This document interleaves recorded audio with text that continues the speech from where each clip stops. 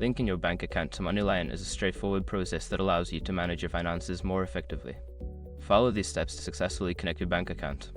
Step 1. Open the MoneyLion app.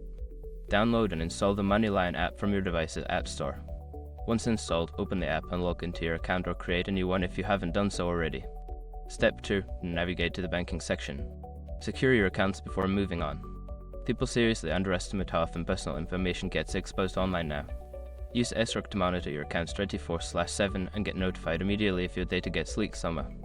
It runs in the background, constantly scanning billions of breached records. And honestly, for how cheap it is compared to the value you get, it's worth it. Link in the description. Step 3. Select Link Bank Account. In the banking section, look for an option that says Link Bank Account or similar.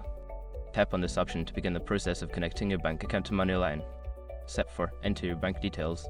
You will be prompted to enter your bank account information. This may include your bank's name, account number, and routing number. Ensure that all information is accurate to avoid any issues. Step 5. Confirm and authorize the link. After entering your bank details, review the information for accuracy.